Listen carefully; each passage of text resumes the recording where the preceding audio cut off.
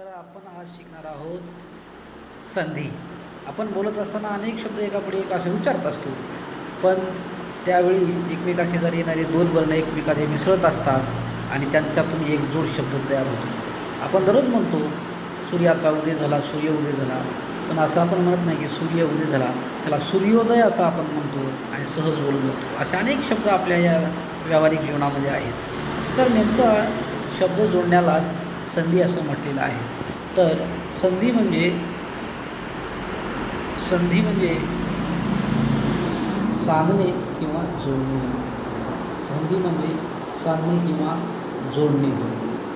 तर दोन शब्द तिथं एकत्र जोडले जातात, त्याला संधी म्हणतात. आता या संधीचे प्रकार आपण पाहूया. संधीचे प्रकार आहेत तीन. एक आहे स्वरसंधी. ही पहा स्वरसंधी आहे. स्वरसंधी आता काय येते स्वरसंधीमध्ये आपण नंतर पाहूया का. दुसरी आहे व्यंजन संधी. दुसरी आहे व्यंजन संधी आणि तिसरी आहे विसर्ग संधी. तिसरी आहे ही विसर्ग संधी. तर आपण आता थोडक्यात त्यांचा या संधीचा आढावा आपण घेऊया. तर सुरुवात करूया स्वरसंधीपासून.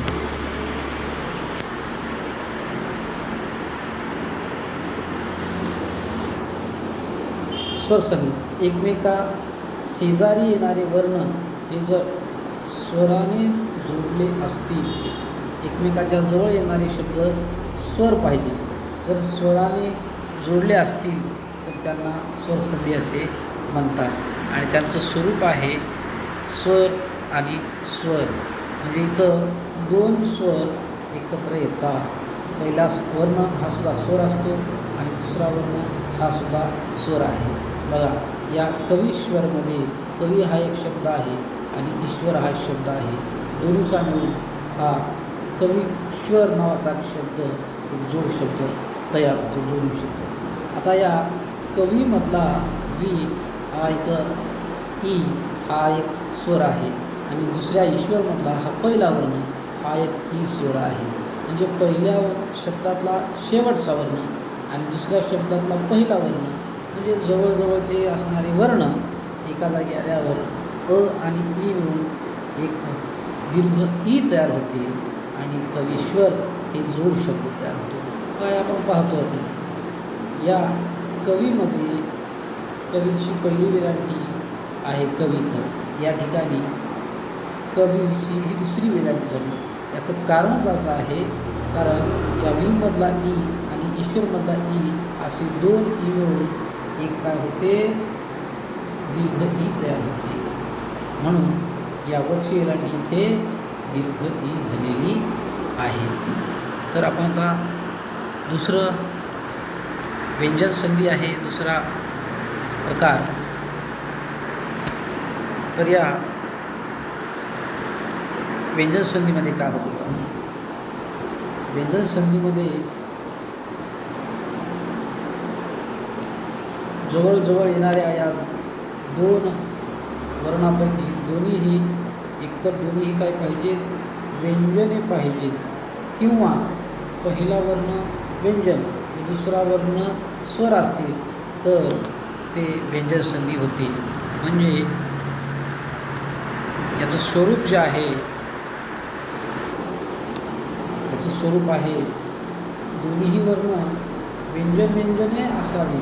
पहिला वर्ण व्यंजन दुसरा वर्ण व्यंजन, किंवा पहिला वर्ण व्यंजन आणि दुसरा स्वर असेल तर ते व्यंजन संधी होते. आता उदाहरण पाहायचं तर आता उदाहरण बघूया. या ठिकाणी सत अधिक जन, या सत अधिक जन, तर सतमधला हा त वर्ण आहे, व्यंजन आहे, आणि जमधला हा ज सुद्धा एक वर्ण आहे. आणि या सत आणि जन, सत आणि ज मिळून आणि सज्जन नावाची इथं संधी होते. दोन शब्द एकत्र येतात. आणि दुसरा शब्द आहे चिदानंद. चित्त अधिक आनंद. चित्त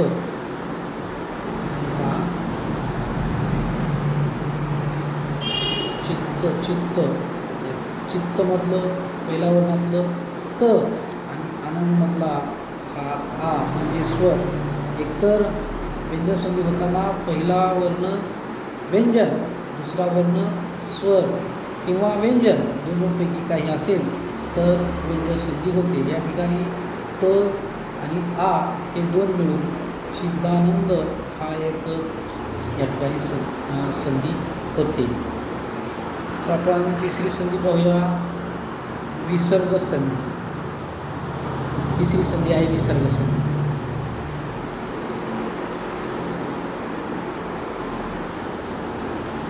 एकत्र येणाऱ्या वर्णातील पहिला विसर्ग पाहिजे. विसर्ग या ठिकाणी पहिला हा विसर्ग पाहिजे. पहिला जो वर्ण आहे तो विसर्ग पाहिजे. दुसरा मात्र वर्ण व्यंजन किंवा स्वर यापैकी काही असेल तर चालेल, पण पहिला वर्ण काय पाहिजे? विसर्ग पाहिजे. आता याचं स्वरूप आहे विसर्ग, व्यंजन किंवा स्वर. म्हणजे पहिला विसर्ग पाहिजेच. विसर्ग संधी होताना पहिला विसर्ग पाहिजे, नंतर व्यंजन किंवा एकतर व्यंजन चालते किंवा विसर्ग चालते आणि शेवटी स्वरही चालते. तर या ठिकाणी उदाहरण आपण शॅम्पलमध्ये पाहूया. तपह आता तपहमध्ये हे पहा, तपहमध्ये हा जो दोन टिंब आहेत हे विसर्ग आहे आणि धनमधला ध आहे आणि तपोधन शब्द झालेला आहे. म्हणजे या ठिकाणी विसर्ग आणि ध मिळून या तपमधला विसर्ग आणि धनमधला ध हे दोन शब्द मिळून तपोधन झालेला आहे. आता दुआत्मालाही असंच आहे. हा आहे विसर्ग आणि हा आहे आत्मामधला आ. दोन्ही मिळून झाला दु आत्माचा दुरात्मा झाला. दुरात्मा या ठिकाणी विसर्ग पहिल्यांदा आला आहे आणि आ हा स्वर आला, त्यामुळे दुरात्मा नावाचा शब्द या ठिकाणी तयार झालेला आहे. संधी होऊन एक नवी शब्द तयार झालेला आहे. तर हे आपण स्क्रीनशॉट पण घेऊ शकता.